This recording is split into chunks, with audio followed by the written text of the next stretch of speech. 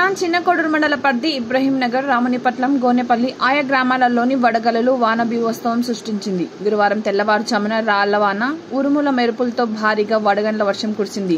కోత దశకు వచ్చిన వరి చేన్లు వడగండ్లు దాటికి నేలపాలయ్యాయి. వరి పొలాల్లోనే తడిసి ముద్దైన వరి ధాన్యాలు. ఈ సందర్భంగా ఎంఆర్పీఎస్ వర్కింగ్ ప్రెసిడెంట్ కార్యమానిక్యం రైతు బండారి రాజయ్య మాట్లాడుతూ అకాల వర్షాలకు వడగండ్ల వర్షంతో దెబ్బతినడం జరిగిందని అన్నారు. ఒక రైతుకు గాను నష్టపరిహారం 50,000 రూపాయలు అందించాలని డిమాండ్ చేశారు.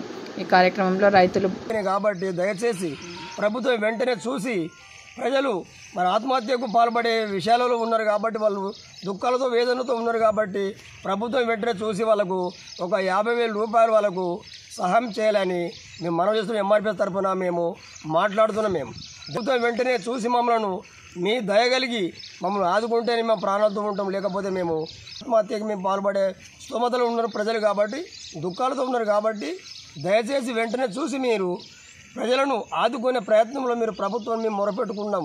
దయచేసి మా మాట చెప్తున్నాం కాబట్టి అంగీకరించమని మా మనవి. ప్రజలు మరి కోరేది ఏంటంటే ఇప్పుడు ఆత్మహత్య వాళ్ళు పాల్పడుతున్నారు కాబట్టి వాళ్ళకు వెంబడే ఒక 50,000 రూపాయలు వాళ్ళకు చేయాలి, డిమాండ్ చేయాలని మనవి చేస్తున్నాం కాబట్టి మరి చేయకపోతే వాళ్ళు ఆత్మహత్యకు వాళ్ళు పాల్పడే ప్రయత్నంలో ఉన్నారు, దుఃఖాలతో ఉన్నారు. వెంటనే ప్రభుత్వం ఎంఆర్పీఎస్ మాట్లాడుతున్నాం కాబట్టి దయగా విని ప్రజలకు సహాయం చేయరని మా మనవతో మీకు చెప్తున్నాం సార్. పరిహారం చాలా పోయినాయి, ఒడ్లు 99% రాలిపోయినాయి, రూపాయల దాకా ఎకరాలు అవుతున్నాయి. అందులో వాళ్ళకు పంట 90% రాలిపోయినాయి కాబట్టి వాళ్ళకు వచ్చే రవాణా కూడా లేదు. వాళ్ళకు మనవి వాళ్ళు పంపిణీ చేయాలి.